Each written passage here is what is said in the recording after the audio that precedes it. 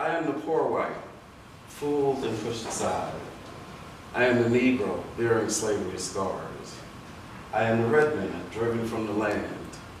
I am the immigrant, clutching to the hope I seek, and finding only the same old stupid plan of dog eat dog and mighty crush the weak. Oh yes, I say it plain. America never was America to me. And yet, I swear this oath, America will be.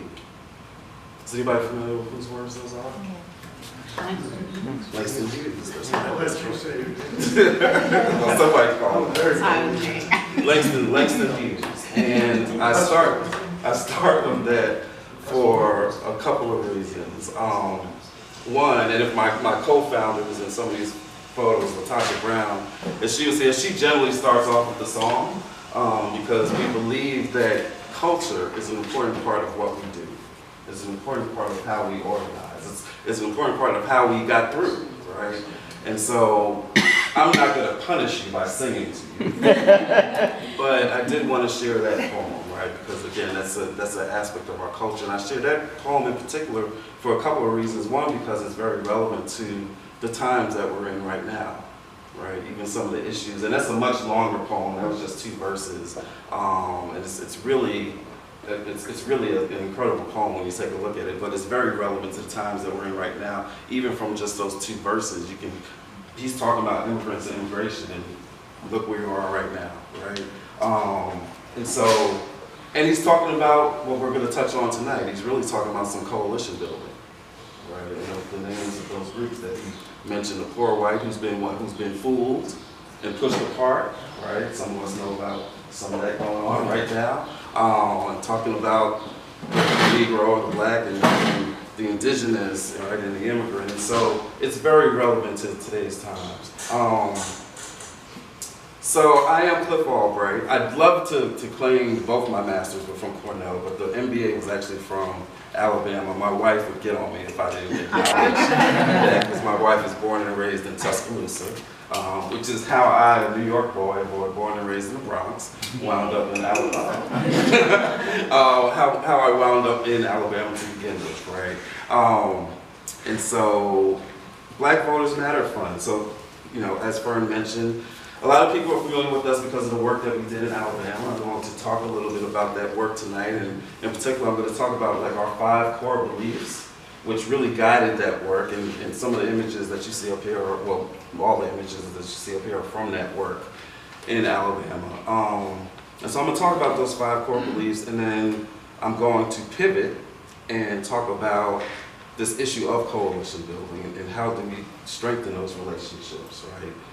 So that we can get some of the victories that we're trying to get, however we define those victories, which is a critical question. So first, Black Voters Matter, and we're a relatively new organization. We only started about 1.5 years ago. We actually started in Georgia in one little house district, in a district that was in Southwest Georgia, 63% black district, and yet had a conservative white Republican as their state rep, right?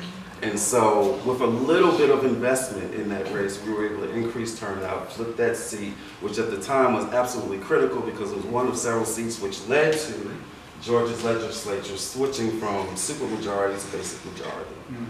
And as we come up to the census, most of us are familiar with, and not just the census, but especially as we come up to the census, that has ramifications, because if the legislature needs to override a governor's veto, and we're hoping that there's a governor named Stacey at the time,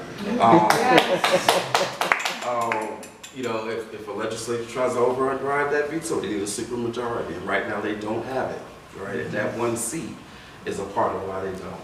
So that's where we started 1.5 years ago, and then came December 2017, and our dear friend Roy Moore. So I'm going to talk a little bit about that as I talk about our 5 core beliefs. Our first core belief is that in order for black voters to matter, that we have got to, as reaching out to black voters, we've got to use existing electoral infrastructure. right? Existing local organizations, right? That may seem like common sense, and yet some of us who are familiar with the process of campaigns, especially some of these high-level top ones that get national attention, is that we get what? We get experts coming in from DC, no offense to the DC area, but we get experts coming in from DC or New York, or wherever it may be, and they parachute in and they go around the existing infrastructure, they go around the local organizations. Sometimes, in fact, extracting knowledge from those organizations even as they do what they do, right? It's a very extractive process, and it destabilizes relationships within a community. We take the opposite approach. Everything we do goes through local organizations, right? And so in Alabama, and you're seeing some of the organizations on the screen, in Alabama, everything we did went through 32 organizations in 18 counties. These were organizations that were very diverse in terms of what they do on a regular basis. Some of them were actual, civic engagement organizations. They do voting, right? They do voting rights, or whatever it is. But some were immigrant justice groups. One was a reproductive group, reproductive rights, reproductive justice group. One did youth programs and after-school programs. Some do healthcare. It was a diverse group of organizations. What they all had in common was that they had authentic relationships in their community. And so when they went around talking to folks, it was based on relationships that they already had, based on service that they may have already provided, right? And so that's fundamental to what we do. And so we supported those organizations. Within a 2-week period, right before the election, we were able to raise, Natasha and I both work in philanthropy outside of what we do with Black Voters Matter Fund. And so we were able to galvanize some of our philanthropic support and raise close to $200,000 in 8 days. And then we channeled that through those organizations. And so that's critical, right? The fact that they are there and they have relationships and they could ramp up and expand what it is that they were already doing to begin with. In some cases, some folks hadn't yet started because they didn't have the resources. And that's why they contacted us, because they thought we knew what was going on. And they're saying there's no money on the ground. I'm saying, what are you talking about? I'm watching MSNBC right now, and they're talking about all these millions of dollars, right? All these millions of dollars that the DNC has put in. And they're saying, no, it's not here.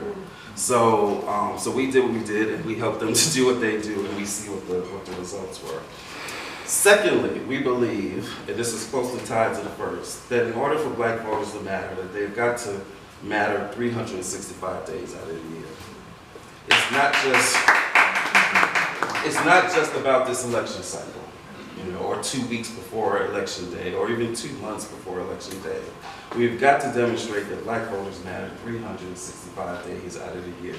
And those organizations that we supported are doing that on a daily basis, right? In fact, another key reason why we go through local organizations is because after election day, this election was on December 12th, on December 13th, we still had to deal with housing issues. We still had to deal with lead paint and coal ash in Uniontown, Alabama. I don't know if any of y'all are familiar with Uniontown, Alabama, and the challenges they have with coal ash that's been shipped to their community from Tennessee, right?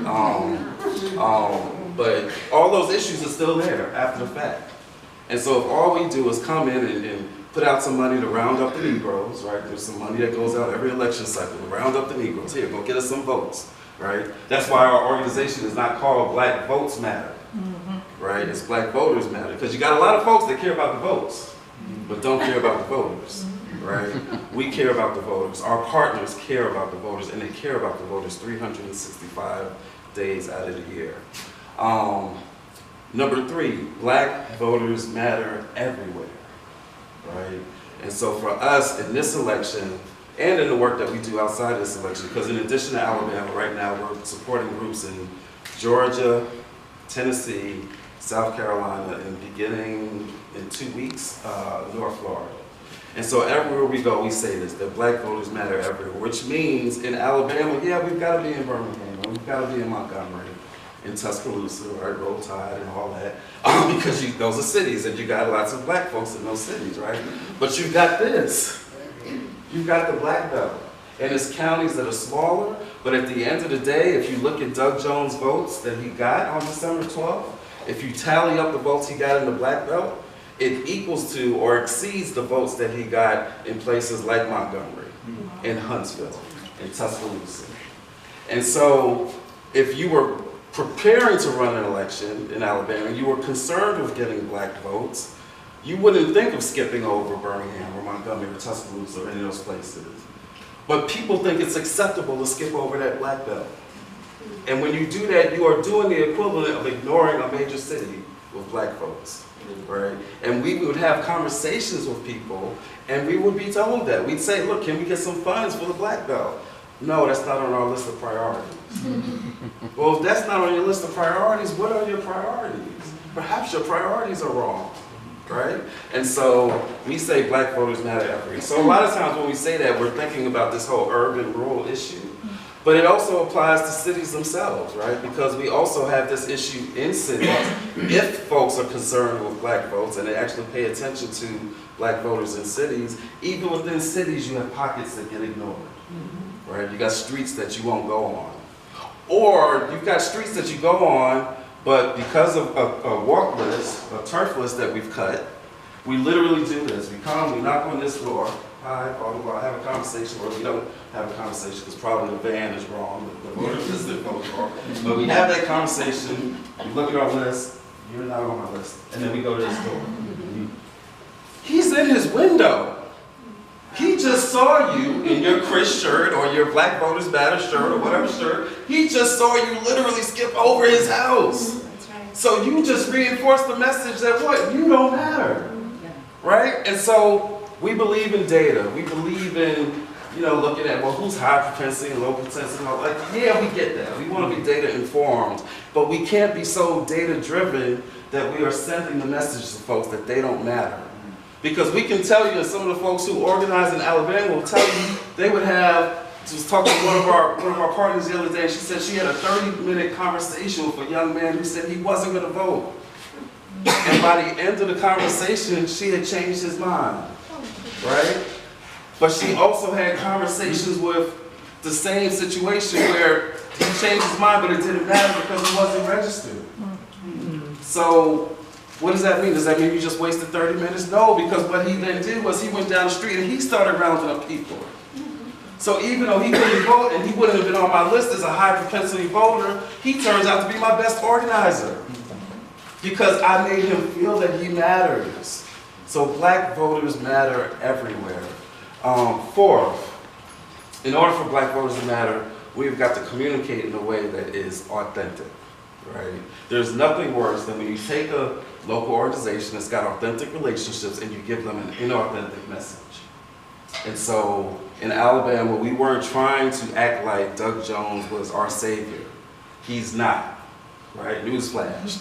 Right? And we weren't fooled, right? You got folks in the national media who were saying, oh, well, look what black folks did. They went out and gave us support, and now he's voted for to dismantle the Consumer Protection Bureau. Yes, he did. I'm not surprised. Right? Don't like it, not gonna excuse it. We try to hold them accountable, right?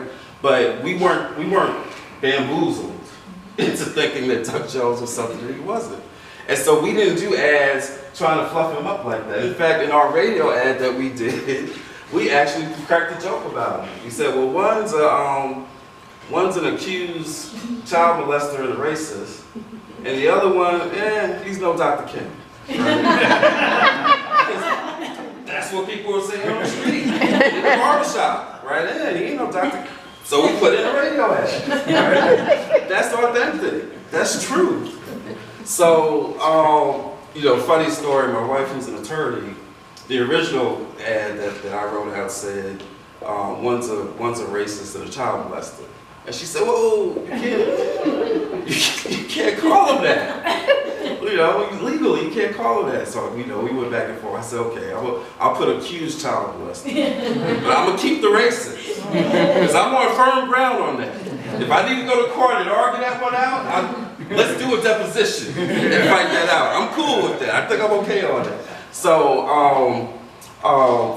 we've got to have authentic messaging about whoever it is that we're supporting. But the other part of authentic messaging is being willing to talk about some issues that are very uncomfortable, right? For example, I always give the example, again, think about the local the local elections and county commissions and things like that, and folks will go around to your door. I heard part of your spiel, so I'm not going to call you out, but you go around to the door and you say, I'm concerned about the roads. Our roads need to be better. Yeah, and I'm at the door, and I'm a local Tennessee voter, right?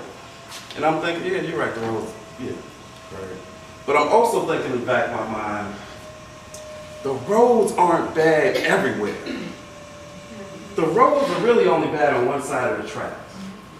And if you can't come at me with that level of honesty and we can really hash out this issue, you are not going to change me from somebody who was not planning to vote to, oh, okay, I'm going to go out because you just motivated. You just told me the roads are important. Thank you. I didn't know that, right? And so we've got to be willing to communicate with our folks about what folks are already talking about in their houses, again, at the barbershops, in the beauty salons, right? If we can't engage in some honest discussion about the issues that we're facing and why we're facing, right? If we can't talk as plainly as Langston Hughes talked in that poem, right? America never was America to me. Then the people who aren't, they're already not motivated. What if you just said that's gonna make them come out? If you're just gonna talk the same old talk that everybody else is talking and not really get into what's underneath the surface. So we believe in messaging, and we try to do that with our materials, our radio ads, with the phone scripts when we do phone banking. We try to really get to some of those issues and be willing to talk about some of the things that, quite frankly, the party's not willing to talk about, candidates aren't willing to talk about for a variety of reasons. Sometimes they don't even know the issues, right? But sometimes they do, and they're just unafraid. They're just afraid to do it because they're trying to be respectable. Or because of some real fear. We were supporting somebody in North Carolina. We didn't take this race on ourselves, but we helped provide some materials to a colleague of ours, and it was a DA race. And the guy who was running was concerned because at the end of the day, if he lost, he needs to still be able to practice in that county. And so it keeps you from being able to go hard in the paint, right? The championships were last night. It keeps you from being able to really speak the truth that you really need to do. And every time we're put in that position, guess what? The opposition loves it. Because they know that when we try to speak the respectful talk, guess what? We're not going to move the people we need to move. We're not going to move the base, right? So we believe in messaging that has got to be authentic and courageous and speak to the issues that our folks want to talk about and in the ways that they want to talk about, the ways that will motivate them to get engaged. Otherwise, nothing's going to change. And then fifth, last and definitely not least, it's nice that now there's this trend going around of listening to black women. That's nice. It's nice that some people take it to the next level of trust black women. That's nice. We believe that in order for black voters and matter for this work to be effective, we can't just listen and we can't just trust. We have got to invest in black women. Black women, the base of the base, right? We've tried to save the world a couple of times, right?